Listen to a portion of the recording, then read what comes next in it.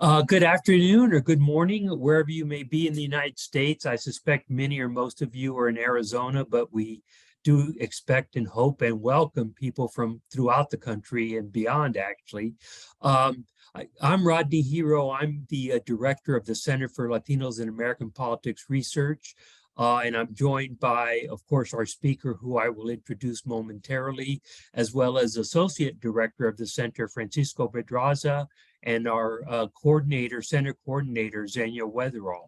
Again, thank you all for being here. This is, understanding Latino politics within the larger context or the other context of American politics is a really important, fundamentally important and interesting question, and our speakers contribute a great deal toward those ends. So we're very pleased today to have Vanessa Cruz Nichols, who will be our speaker.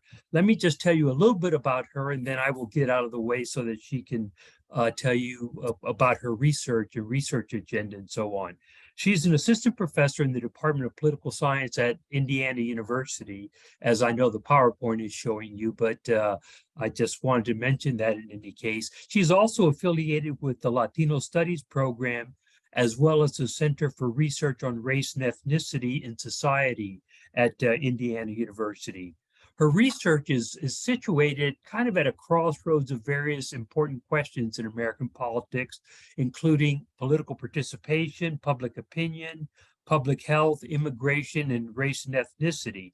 She's currently working on a book project, and the working title is Catalyzing Political Action, Latinxs Rising to the Challenge with Messages of Peril and Promise.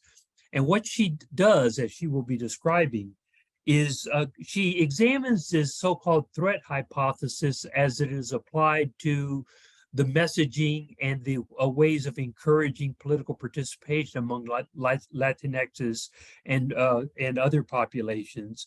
And looking at, again, messages particularly focused on matters of immigration and how that is presented and what that implies or may not have impact for greater Latino political activism.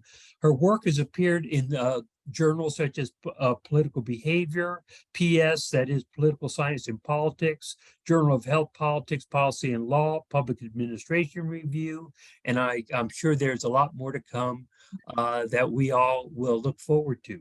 Her work has been supported by the Ford Foundation as well as the National Science Foundation more recently. So let me go ahead and let me step back for just one moment, Vanessa. I'm sorry, I should have said this at the outset. I just wanted to mention to everyone out there very quickly some of the activities of our center and that dovetail with the kinds of presentation we will have Vanessa make. One is that the center was involved and contributed to a major survey of Latinos in the most recent midterm elections, and Professor Francisco Pedraza has participated in a webinar and other ways of disseminating some of the information from that survey. And please know that the center will be disseminating and has been disseminating that. We also have a couple of other projects in the center, one focused on Latino organizations, interest groups and the like, that is being led by one of our colleagues, Angie Batista Chavez, as well as another on the impact of institutions on Latinos, headed up by Narayani Lasala Blanco.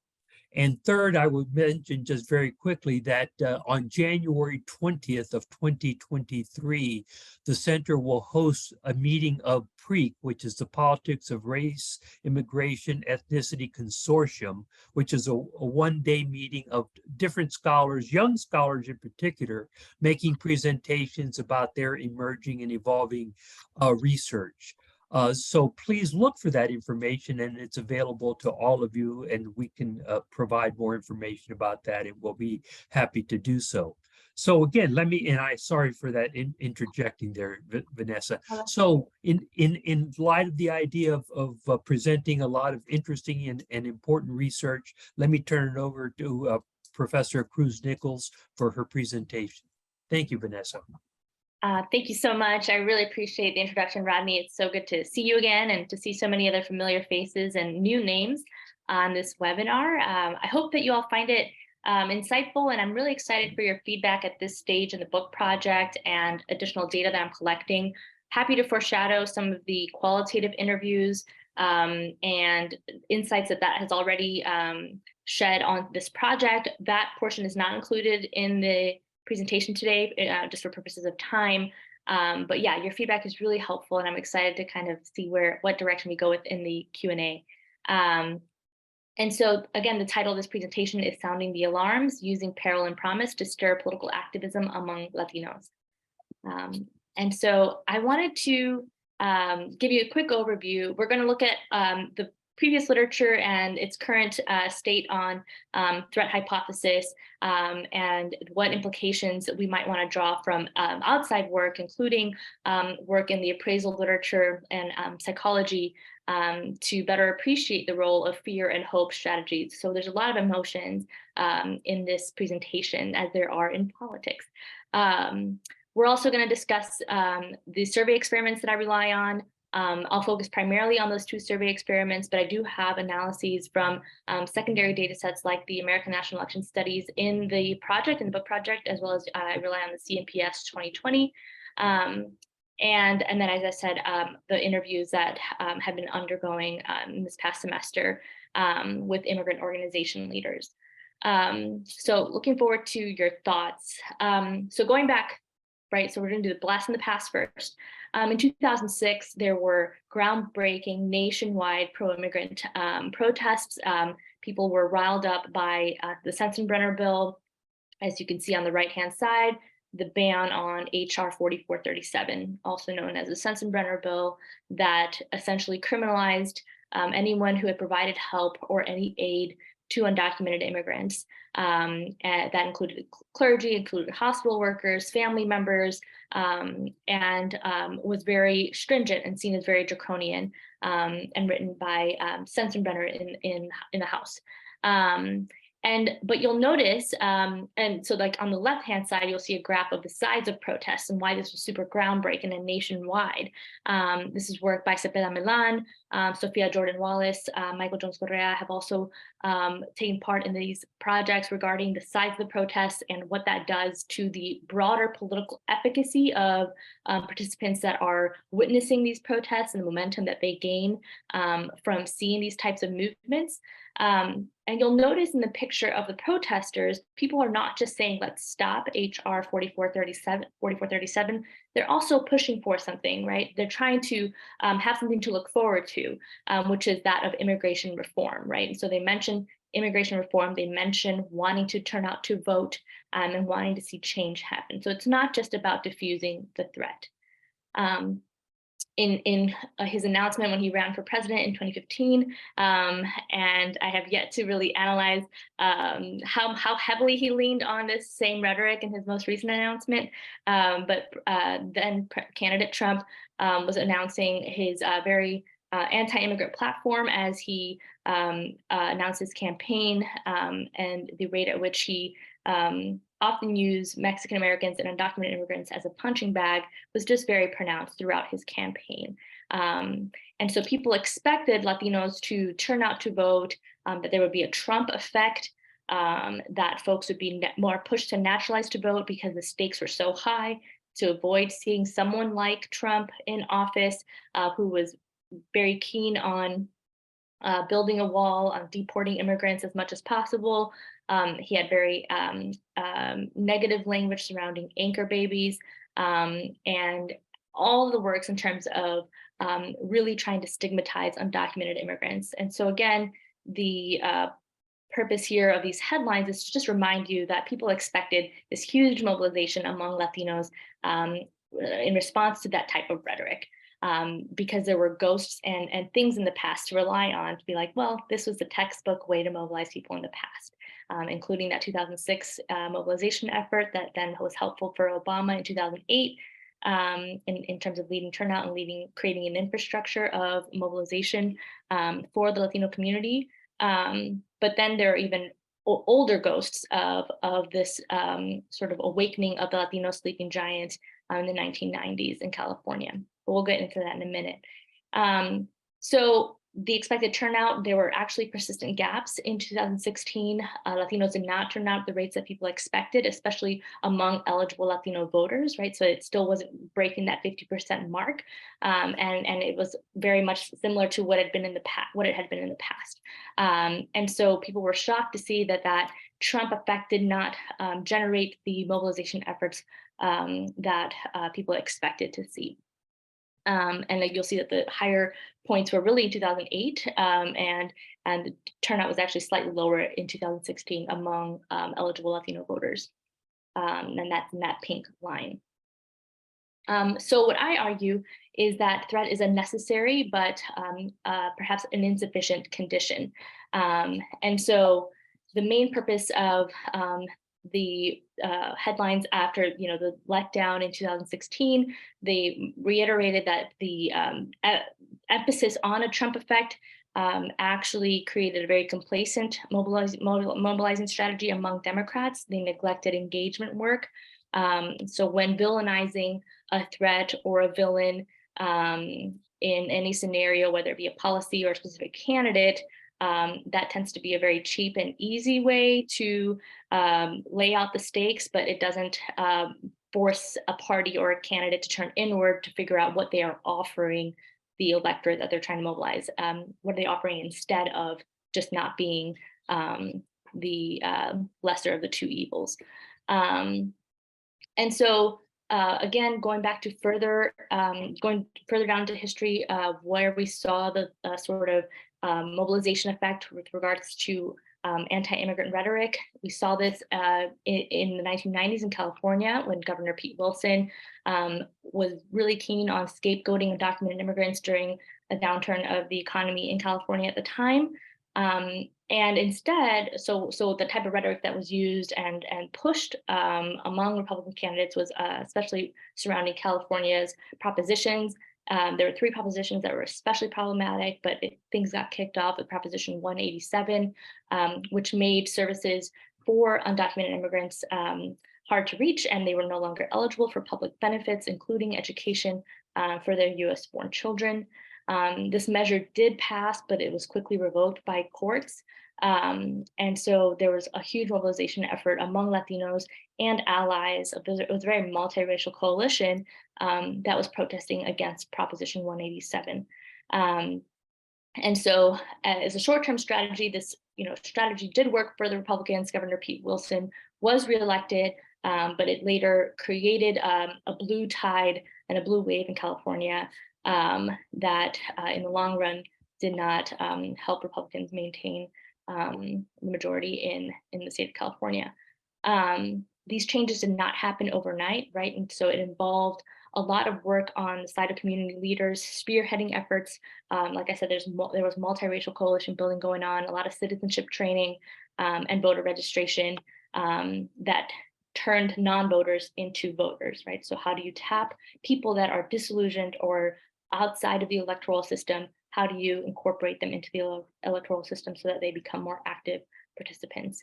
As you'll see, the point about how willing were people driven, or to what extent was their anti-Proposition 187 a motivator? Being anti-Prop 187 was very, very big among Latinos, right? So that's indicated here by the red graphs. And so they were the most against Prop 187 because that would affect a lot of members within their community. And you'll see that other electorates were not quite as, other constituent groups were not quite as opposed to Prop 187, though there were still substantial numbers within each of those communities. Among Black and Asian Americans, they were quite divided. Okay, so in terms of the likelihood of among Latinos voting, right? So the trends, again, in the 1990s, they just became progressively more blue after Proposition 187 was passed. And so that's that indication there between 1994 and 1998. You see a jump of nearly 10 percentage points that they were voting more Democratic at that point. And prior to that, like in the early 1990s, you'd see a pretty split electorate voting, very much swing voters voting either Republican or Democratic in California. So in the book project, I refer to political environments as involving various signals, right? And so a lot of times people have expected threat to be the most prominent signal or the most motivating condition, because people are often very motivated by risk. People are often very risk averse according to prospect theory. And so threat is something that people want to, threats are something people want to avoid. They want to avoid losses. A sort of fight or flight mode is triggered. It's often pitted as a way to understand a policy that is going to derail a group's status quo. Alongside that, a cognitive assessment, there's an emotional response, and so that's often associated with alertness and negative or anxious emotions. So affective intelligence scholars would expect us to find that people are fearful, they're angry, and they're worried in this type of state of mind when they are more vigilant and under threat. And so an example of a threatening bill would be something regarding reinforcing the border wall, which Trump was really keen on, or the fact that they were trying to increase deportations, both in the inner, away from the border, right? So within the inner states, and take away, create more family separation and take away the main breadwinners, all these types of threats regarding the well-being or the status quo of the immigrant community. Policy opportunities, instead, prospect theory, are often policies that are going to improve the status quo for a family or for a community. They are a perspective as well. They're in the future. But oftentimes, prospect theory expects people are more complacent if things are going well. They're more likely to free ride instead of triggering a fight or flight mode, right? You're not under stress in that type of situation when you're hearing about a potential win or victory.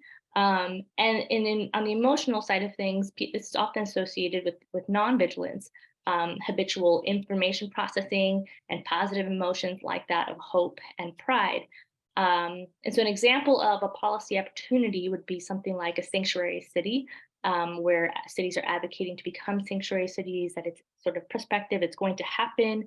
An example of another prospective policy would have been the efforts in Arizona, right? Most recently to provide in-state tuition to undocumented immigrants. At this point now that's passed, and that's a huge victory after the midterm elections happened. But prior to that passage, that would have been seen as a prospective potential opportunity and a benefit that the community could access in-state tuition, right? Making education more accessible for the most marginalized communities. So that presence of threat and opportunity is something that if you look more closely at protests and images of the flyers and action alerts that were used, both in 2006 and more recently, there's evidence of people talking about the things that they're looking forward to, as well as the things that they're trying to stop, right? So the threats that they're trying to stop, but also the policy opportunities and things that they want to see changed and get greater access to. And so we talked about that with the efforts to stop HR 4437 in 2006, but also the push for immigration reform. On the bottom right-hand side, this is from a group here in Indiana, and it's nationwide. They're in about 5 states, called Cosecha. And here they're pushing for papers, right? So trying to get more permanent status, an immigrant and naturalization, access to citizenship. They're saying papers yes and crumbs no, right? So they're not going to settle for anything that isn't truly improving the status quo. And there were also examples of this threat and opportunity signal that even Trump used. Here, oftentimes when you analyze his ads, there's a lot of time that he spent talking about his own platform and not just where he didn't spend a lot of time villainizing his enemies or his opponents. And so he, within his base, was trying to use both a threat and opportunity signal when he talked about efforts to protect cities and to be worried about rapists coming over the border. He talked about reinforcements to the wall. He talked about a Muslim ban. And so all these things were cues of both threat and opportunity for his base, right? Where the Democratic strategy ended up being, let's just point out the threats and problems that he's going to introduce, and really they failed at that, beyond that point, to mention anything more that people could look forward to or how they could become more enthusiastic about the Democratic platform. And so I argue overall, if you remember nothing else in this presentation, that threat is not operating in a vacuum. Counter movements offer alternatives simultaneously. And so this map is an image of a paper from Walker and Leitner, where they're showing you both blue and red dots indicating, blue dots indicating more integrative policy environments where they're trying to incorporate more immigrants and create more opportunities, more inclusive environment. And the red dots indicate spaces or sit locales that are passing more exclusionary or restrictive immigration policies. And so you'll see that within a state like California, there are instances of both blue and red environments regarding immigration policy. And so at the city level, you'll see that there's often mixed cues, even if the state itself might be more integrative or democratic.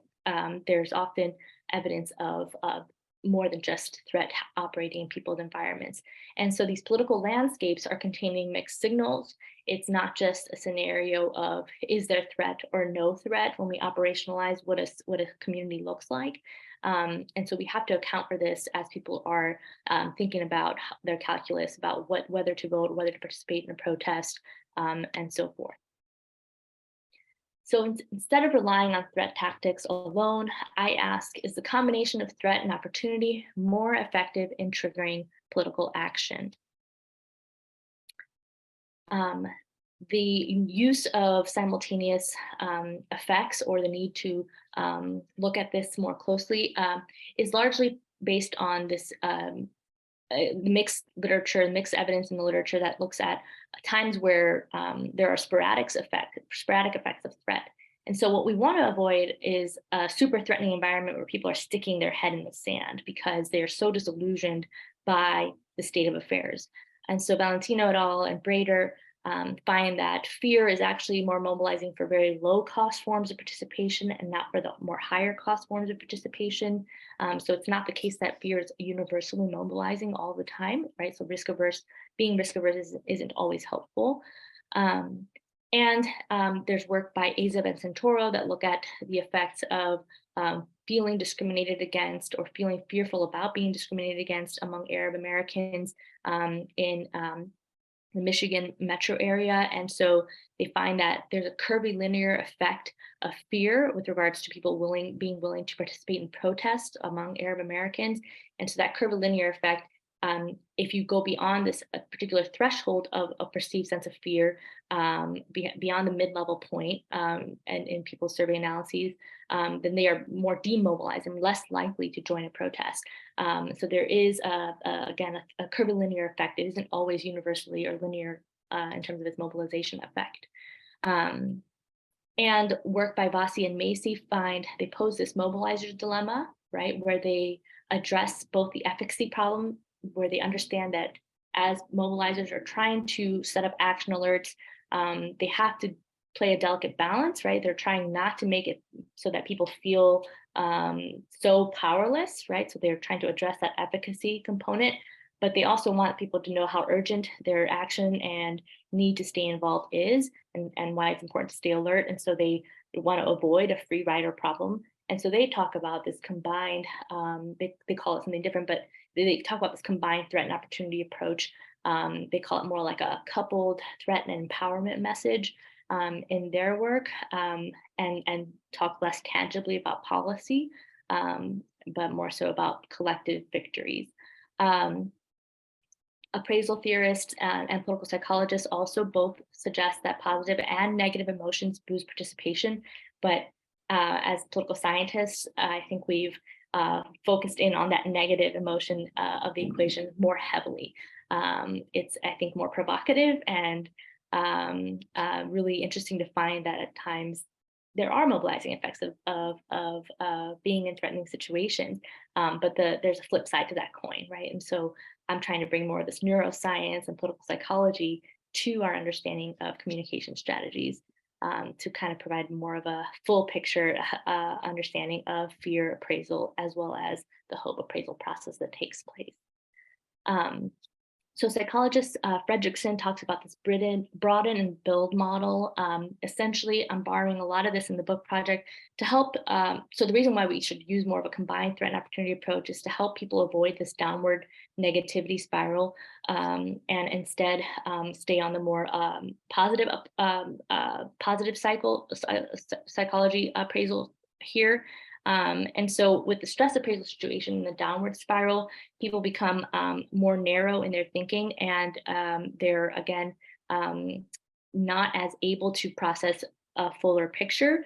Whereas with the positivity spiral of reappraisal theory, they expect that people are instead broadening their attention and able to acquire and consider a more full political landscape, able to engage in more decision-making opportunities. And so that's the main reason why it's in psychology, people have often been aware of this tendency for people to kind of stick their head in the sand if things are too stressful in their environments. So fear is important, it's necessary, right? I understand that it shakes a person out of their routines, and that's important. While hope reinforces one's commitment to their goals because they see a pathway leading to improvements for their group. And so being aware of both ends of the spectrum regarding threats and opportunities will help people stay within a challenged mindset as opposed to a more overwhelmed, threatened, and disillusioned mindset. And so you could picture this almost like a bathroom faucet, right? So how much fear and how much hope do we need to tinker with to make sure that people aren't staying in a state of disillusion, and they also aren't free riding, right? And not like too complacent about the state of affairs. So the broader project, these are the sort of micro links between my theory and expected outcome, right? So the political context involves both policy threats and policy opportunities. Causal mechanism, I'm relying heavily on the use of fear and hope that is triggered in those types of environments, and that should lead to greater levels of political participation. So in the first study, I hypothesized that a coupled threat and opportunity cues message will encourage respondents to participate in politics at a greater rate relative to the threat alone condition. And I use an external vignette scenario, right, where people are seeing screenshots of action alerts. This study was conducted in the summer of 2016 with about 1,000 Latino respondents using Latino decisions. And the participants, of course, it's a convenient sample, but I have benchmarks comparing this sample to that of national standards. And so you'll see that if we talk about that in the appendix. And then among sort of the Republican or partisan distribution, you see that here at the bottom among Democrats, Independents, and Republicans. Here's how it broke out, right? So the majority were Democrats, 27% were Republican. So the external vignettes that I rely on, it involved 4 conditions. So either threat only condition, an opportunity only condition, and then a coupled threat and opportunity condition, and finally a control message as one of the baselines. But the majority of the baselines in the figures that you'll see are going to be relative to the threat only condition. So the threat only condition looked like this, where I'm pointing out that the Senate is going to be voting on a bill to end U.S. citizenship for children born of immigrant parents.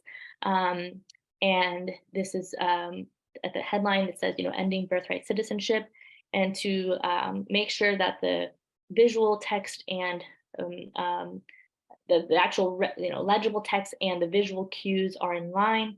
I use a photograph that invokes a sense of fear, and I use the same image, on either side of this little girl. And you'll see that in the opportunity message, I use another duplicate image, but it's another little girl, but she's happier, right? So to stay in line with the signal that is present in the actual legible text. And here, this is talking about a pathway to citizenship. and that the Senate is going to vote on a bill toward a pathway to citizenship. And then finally, with the couple threat and opportunity condition, it talks about the Senate voting on either of these bills, that they're both taking place simultaneously. We know that with comprehensive immigration reform, there are often wins and losses anytime that we're talking about legislation that's bipartisan or legislation that is going to involve some sort of bending backward to appease the other side. And so it mentions both cues in this coupled condition. The outcomes that I rely on are intended forms of participation to either join a march, talk about politics with friends or family, volunteer for an immigrant organization, as well as observe participation of actually sending an electronic postcard to their US senators. So where they could select sending a postcard that was either they had to choose a default message or they could choose to write their own message. And about 100 participants chose to write their own message. You'll see here that in the participation scale, the coupled condition and threat condition operate very similarly. They're not indistinguishable from one another. And so we see that the coupled condition isn't necessarily more mobilizing, right, relative to threat. It is more mobilizing relative to the opportunity alone condition and the control condition. But here we're seeing that, okay, so we're not losing anything by using the coupled condition. And with the threat condition, you'll see that it's not having that demobilizing effect that I initially expected. But with regard to sending a postcard, you'll see that the coupled condition is more mobilizing, especially relative to either of the single Q conditions relative to threat or opportunity or the control condition. And so this is more reason to use a coupled opportunity message approach. It's more mobilizing by nearly 10 percentage point increase. And these are main effects that I'm presenting here. They hold when I control for partisanship or immigrant opinion, though the results are driven more so by Democrats and women. And I'm happy to kind of touch on sort of this finding a little bit more as I get to the conclusion side of things. I ran a manipulation check to make sure that as people read the external vignettes that they were processing or that their cognitive understanding of the legislation was either going to improve the status quo, creating more opportunities for immigrants, undocumented immigrants, or if they understood it as sort of decreasing, making life harder for undocumented immigrants. And so you'll see that in the threat condition, they are more likely to say that life is going to be made harder, right, as they're lower on that y-axis. And the opportunity only condition, they're more likely to say that opportunities are going to be improved for undocumented immigrants. And in the coupled condition, they're right in the middle. And that's what I wanted to see, that they're right in the middle of that assessment of their political landscape when they're exposed to both cues. So building onto study one, I then rely on really getting into the sort of causal mechanism of the fear and hope strategy. And I wanted to use an emotion induction design in this follow-up study, which was done the very following year in 2017. And so here I created open-ended writing prompts to induce the assigned emotion condition. And I also, not only assigned them to write about fear alone or hope alone regarding immigration policies in the future, as well as in the coupled scenario of fear and hope, but I also had other emotion conditions to test alternative explanations regarding whether the ordering of writing for hope and fear matters, whether any sort of positive or negative combination like that of fear and pride would also serve the same effect.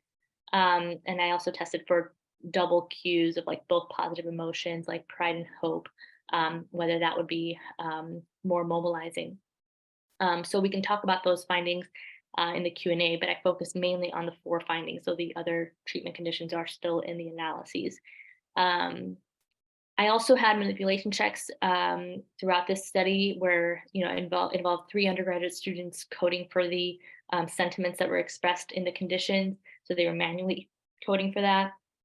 And I ran Luke sentiment analyses to confirm the induced emotion. And that's relying on a lexicon dictionary to assess whether those emotions were apparent. And so this is the rate at which they're writing about positive emotions or the rate at which they're writing about negative emotions using those Luke dictionary sentiment analyses. And so you'll see that the fear and hope condition, and I coded it purple here because it's in between the levels expressed by the fear only condition and the hope only condition. And so overall, I also wanted to show you this this table because it's really anxiety that is triggered in the fear only condition, and not people are not writing about anger, because a lot of times anger is mobilizing. With literature has kind of found that it's most mobilizing for people that have privilege, for the haves, and not necessarily for the have-nots. And so there's work like that by Dept and Phoenix and the anger gap. But this is all to just make sure that people understand that it is anxiety and that more uncertain sense of fear that is being triggered in their assigned condition. But yeah, so you'll see that in the fear only condition, people are writing most negatively in that fear only condition by that 5.29 rate. And in the hope only condition, they're expressing more positivity and more positive emotions. And that the fear and hope condition is somewhere in the middle between those positive and negativity rates. So here I have about 1,200 participants, again, all Latino respondents nationwide. And this was collected in the fall of 2017 through YouGov. Democrats make up about 43% of this sample, and about 19% are identifying as Republicans. And so I wanted to point out as we were reading and coding for these analyses, I noticed, and I did not want to conflate the messages from more right-leaning Latino respondents to those that are more left-leaning respondents, right? Because it was up to them to decide to write about fears that they associate with immigration policies in the future, hopes that they associate with immigration policies in the future. And so you can imagine your partisan lens playing a very large role in that process. And so I have analyzed these results by partisan group, but I still expect that the coupled fear and hope condition will encourage respondents to participate in politics at a greater rate relative to threat alone condition, and that the coupled fear and hope condition would be most mobilizing for Democrats in particular. So some of the statements that people wrote in these emotion induction assignments involved a fear of being treated as criminals, a fear of being deported based on the way that they look. Of course, a lot of that profiling and show me your papers rhetoric was still very prevalent at the time, and something that I think is also very salient still in Arizona. And so people are afraid of having families being torn apart.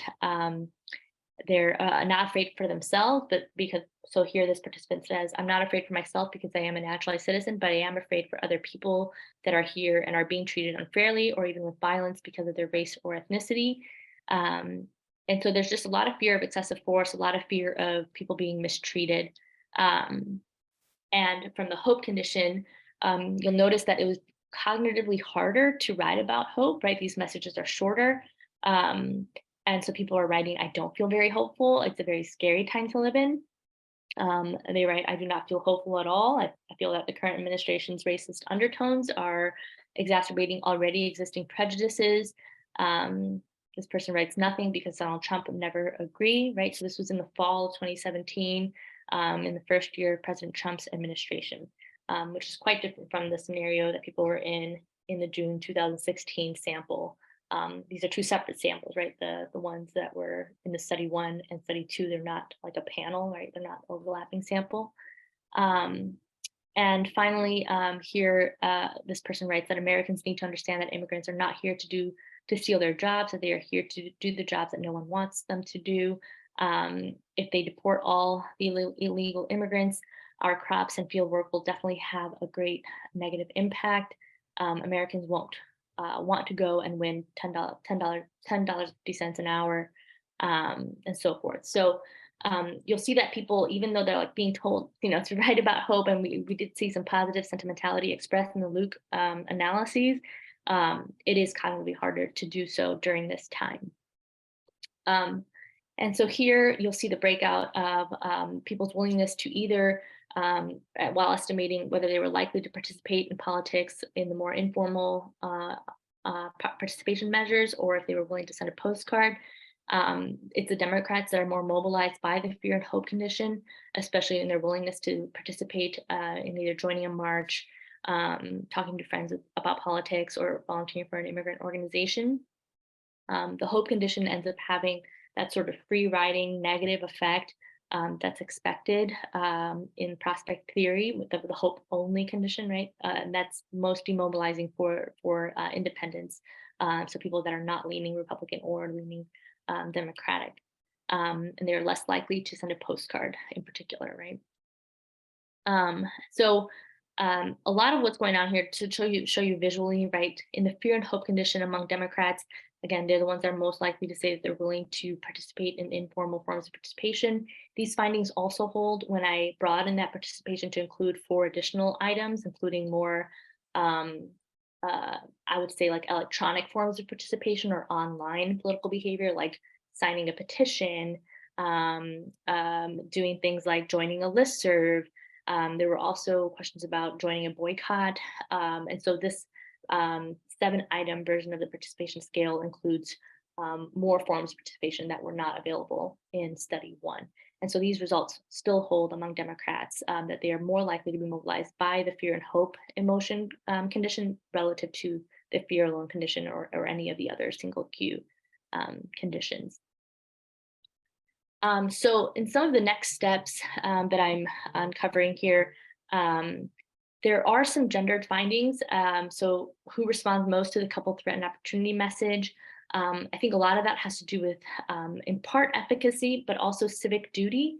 Women are spearheading several grassroots and community organizing efforts, and I'm seeing that in the qualitative interviews already as well, where it's more women that are willing to talk to me and that are sort of the face of these organizations. And so that's something that's, I think, in part why women are responding to the couple threat and opportunity message in my experiments. I think a part of that has to do with the way in which they're socialized to use their civic skills while navigating a political environment, the civic skills that they gain from their children's schools, as well as ways in which structurally deportation has affected more men and left more women behind. And so I think that's partially what's going on there as well.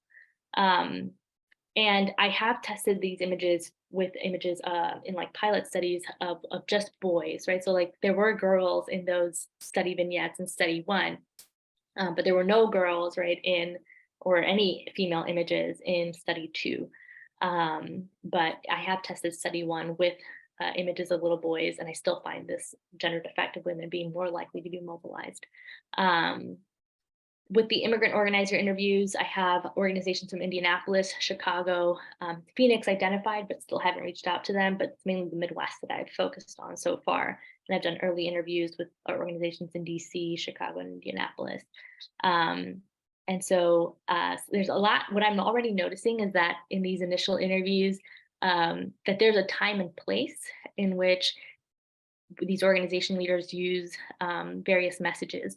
And so I'm not saying that there's no room for threat in these messages, but that there's a time and place to use a threat only message, and that there's a time and place where you have room to and the need to use a couple threat and opportunity message, especially when you're sensing that your constituent group or the group that you're trying to mobilize is most disillusioned and they need something to look forward to. So you want to get them out of that downward negativity spiral. So sort of the takeaways and conclusions, a lot of this has implications for theories of governance and the need to, if we want to have a more informed and engaged electorate, this is one way that we'll use this as a blueprint to create a more representative and more accountable democracy if we use this coupled approach. This would also help us theoretically, right, in sort of normative implications. It would help us avoid a sense of battle fatigue when using this combined approach, as opposed to the threat only scenario where people are constantly reminded of the threats or ways in which their communities are losing.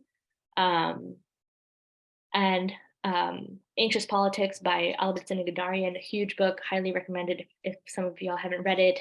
They also talk about the negative implications of people operating under anxiety all the time, and that this would make them more willing to embrace a more authoritarian approach and authoritarian regimes, which is something that we saw with the election of Donald Trump. And so a couple of threat and opportunity strategy is a blueprint for democratic responsiveness. I think it could work for a lot of groups. I'm really excited to figure out whether the messages have to come within the same domain, right? So could you imagine a threat and opportunity scenario where the threat might be in one domain, like that of immigration, but that the opportunity queue could come from something like the economy or healthcare or education, and whether that would still provide the same sort of mobilizing effect to paint a political landscape that, you know, points out the urgency, but also can excite people in a different way. There's this activist from the climate change and a climate change blog who also like interviews people from the human rights mobilization effort or the movement surrounding human rights. And he writes about the need to understand that when there's the deeper the despair, the greater the value of hope. And so a lot of these other movements that have experienced a lot of despair and disillusion like that of climate change or human rights have learned to reframe issues so that they can still have a growing audience and people who are going to pay attention and feel that they can take action to change things. And so with this approach of sounding the alarms, I'm hoping to aim for that more balance, that delicate balance between these two volumes of fear and hope. So I appreciate you all. Thank you for your attention and for being here on Zoom. Many thank yous to the CLAPR organizers, Rodney for the introduction, Francisco for always being there for me, being super supportive, and of course my RAs and community here at IU and previous intellectual community in Michigan. So thank you so much. A lot of this is based on my dissertation work that's turning into the book project, so I'm really excited to hear your questions.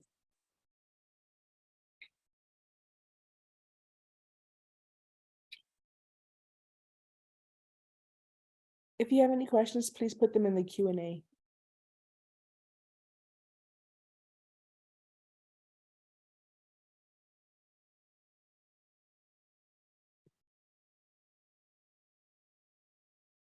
Oh, go ahead, Francisco. No, you first, Rodney, please. Okay, thank you. No, I was interested. In fact, I was wondering if you were going to touch upon this, and you did toward the very end of Vanessa, and that is kind of the pairing of different policy issues. So in the course of any campaign, we know that there's, there could presume, and I thought, the vignette you use in terms of deportation and so on was very interesting. But I'm just wondering, in kind of like the complexity of any campaign, how do these things play off against each other, or how might they play off against each other? And a related question, I think, has to do with are these messages coming from political parties or candidates, or what is the, because in the course of an election, there's potentially different sources of information coming from different directions. And I'm just curious about the, so again, we can see something like, okay, this party is saying, okay, we're going to, you mentioned the Arizona proposition, but that was a ballot initiative. It wasn't from a candidate per se, or it wasn't from a political party per se, although it was indirectly associated with. So how do those things kind of interact, or do they? I don't know. Yeah, so the onus is really on who wants to make the appeal, right? So I think that this need for the balance needs to come from campaign managers that are trying to create the ads for the candidates. It needs to come from the organization leaders that are creating action alerts, right? And so when they're designing communication strategies, and I mean, the broader party platforms, they'll make their messages, they'll make them whatever they want. Their candidates will either follow their platforms or they will deviate entirely, right? Which we saw Trump do in abandoning sort of the Republican stance on immigration. But I think in large part, it's people are like most moved when they are sort of in a captured audience scenario, right? And so when they're watching these ads on TV or online, or they're seeing an action alert, what messaging are they getting there? And is it a threat only message where they're only being told who to be scared of and what threat to stop? Or are they thinking about and hearing messages that excite them and can help them look forward to gaining something, right? And so it's like the classic sort of business model approach of like the stick and carrot and stick, right? And so like you don't just want to point out like the problems and make your constituents fearful. You also want to let them know what to look forward to, what they could gain, sort of engage the reward seeking behavior side of the calculus. But yeah, so a lot of times, like when I teach my media and politics class, there's a lot of work on the roller coaster of emotions that people go through while watching ads. So even just simply, analyzing ads, you could find that the best ads, the most effective ones, are the ones that are actually, they paint a picture of like what leads bleeds, right? They're often like scary and doom and gloom, and then they help people kind of feel emotionally rescued by that candidate or the policy promises that they're painting for them. And so there's a lot of work in communication, like political communication scholarship, that looks at that. But yeah, you could also just apply that same approach to screenshots of action alerts, which is what I'm doing in the book project. And so how are organizations in a quick, Instagram world, social media world, how are they making sure to paint a political landscape that points to both these threats and opportunities in a non-complex way? And you can do it. They do it like there's a couple of screenshots that I have of other organizations where they're doing it in an effective way. And so, and I think the most important takeaway is that people, what I focus on mainly is like a lot of them stay within the same domain, right? Because I'm focusing on immigrant organizations, but I can imagine candidates are the ones that are kind of borrowing from two separate domains, all within the same 30-second ad or 1 minute ad, where they're talking about why to be worried about the state of the economy, but also to look forward to the ways in which their platform is going to make healthcare more affordable, that they're going to be bringing new opportunities that people have been advocating for. And so, yeah, I think it has to come also from like the ground. So that like constituents, candidates have to have a pulse on what constituents want, right? And so I think our more local organizations have an easier time really delivering more credible policy promises than national level organizations that just paint sort of blanket promises and broad dreams and hopes. Whereas the more local orgs like that with Arizona, when they brought up this in-state tuition, the proposition that was put on the ballot, I'm sure can be boiled down to a couple of grassroots organizations that advocated for that. But yeah. Thank you. Thanks for your question. Francisco? Hi, Vanessa.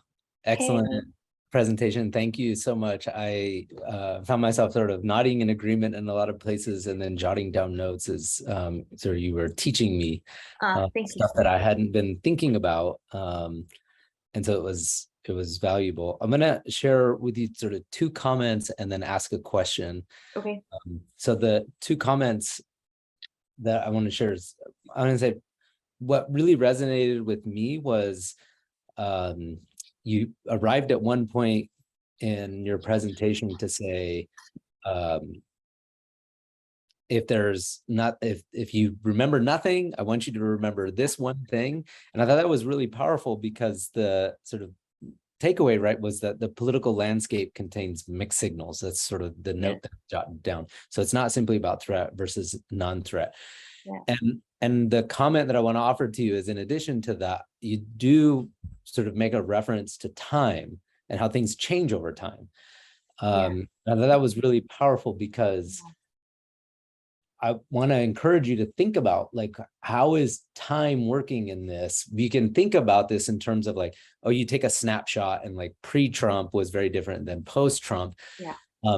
But on the one hand, and also it's that, there were thresholds that have been crossed in the past. Like even before Trump, there was quite a bit of, and of course this depends on place, but there was a massive ramping up of sort of the internal operations around immigration enforcement. There was a lot of buildup right around like secure communities, and in some areas it was just more acute than in others, even before Trump.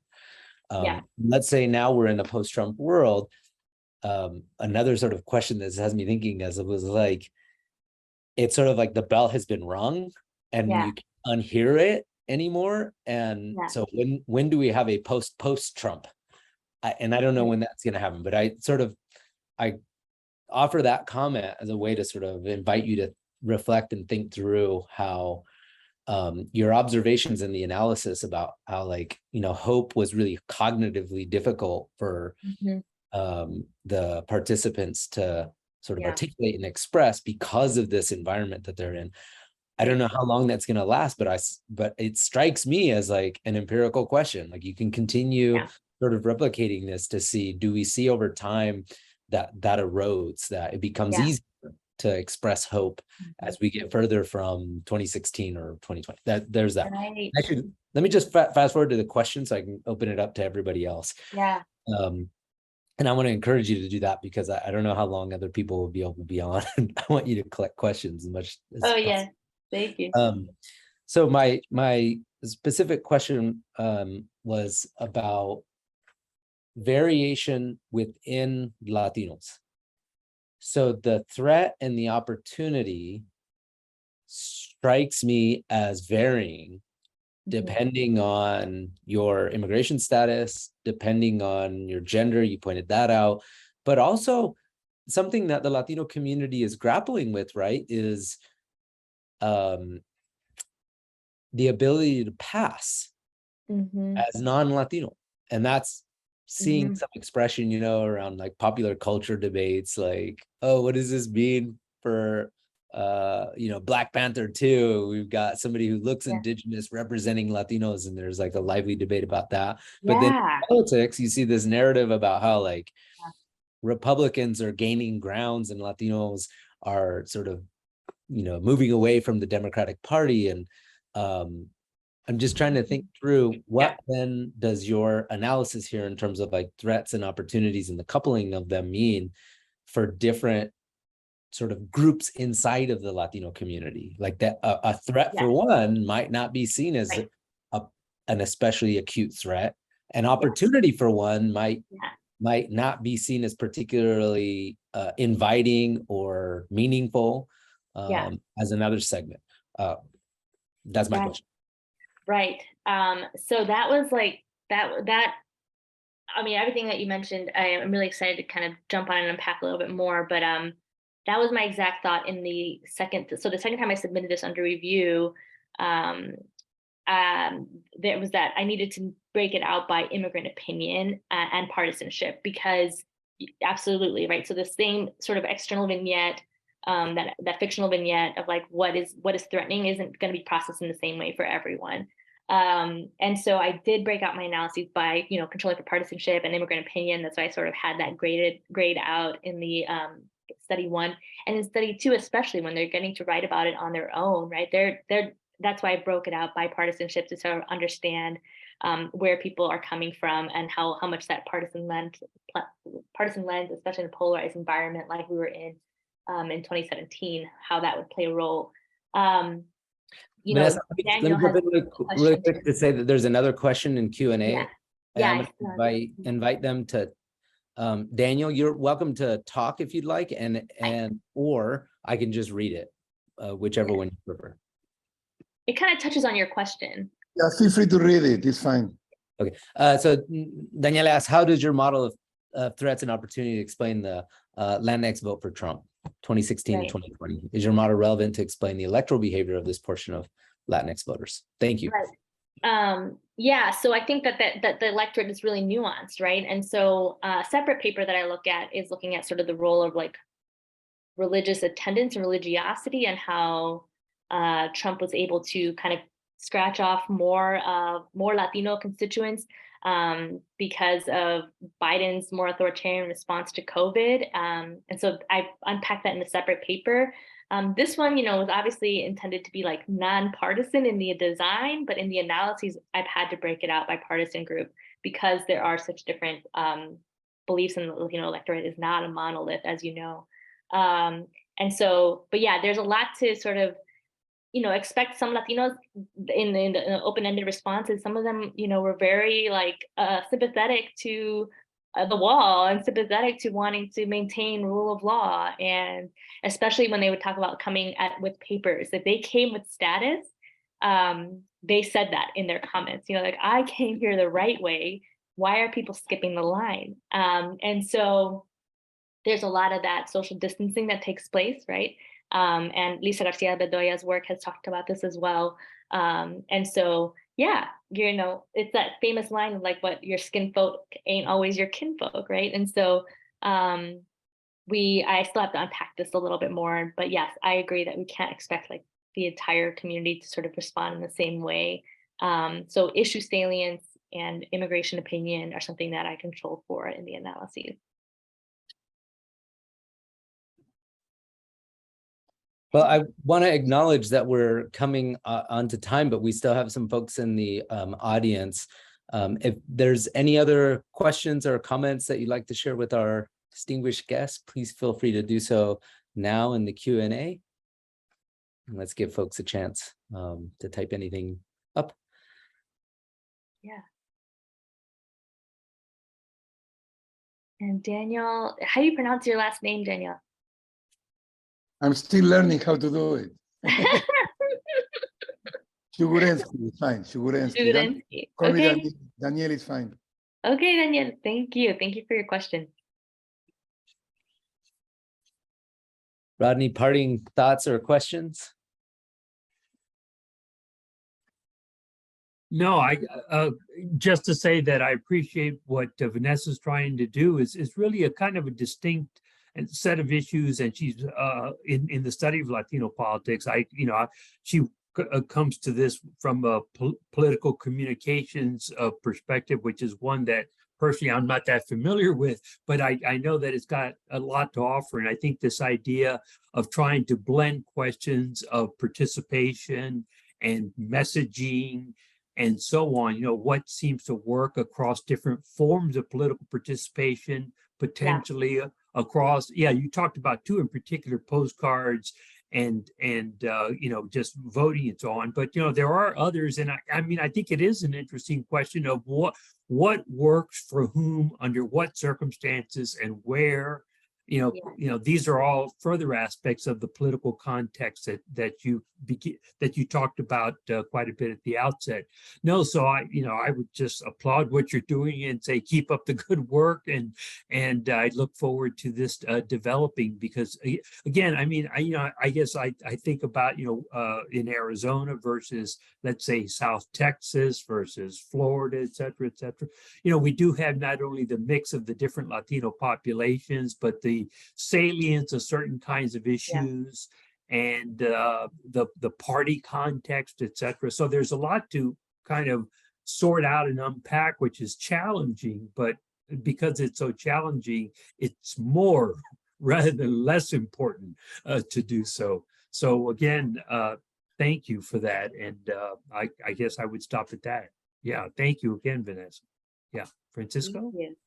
I didn't see any other questions. So to the other audience members, if you don't mind, what I'm going to do is promote you to panelists. You don't have to show your camera, but I want to invite you to join us as panelists so that we can give our guest here an opportunity to say, so we can thank our guest for a wonderful presentation. Thank you. Well, and I wanted to, chime in on the part about other administrations and how people felt like under the Obama administration versus Trump. So the interviews are what are really lending themselves to get some of that sort of institutional history of how people's messaging strategies evolved under those administrations. And it wasn't rose-colored under Obama the entire time, right?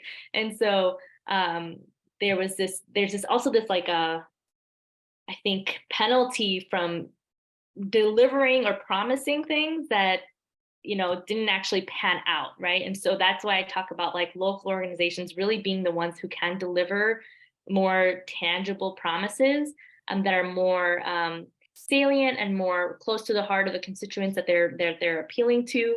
Whereas a national candidate like a president who is making broad claims and broad promises to reunite families or just to put people on a pathway to citizenship, that turned out to be an empty promise, right? And so that has damning effects as well, in making people maybe less reassured by hopes and policy promises. But yeah, so there is that component that's kind of coming out through the interviews, these immigrant organization leaders. But yeah, I'm really excited to kind of see where this project, lands and how it unfolds. But it's been really fun. Great. Well, thank you. Wonderful presentation, and so excited to see a slice of the research that you're working on. Thank you very much. Yes, thank you all. Thank you so much. Thank you all.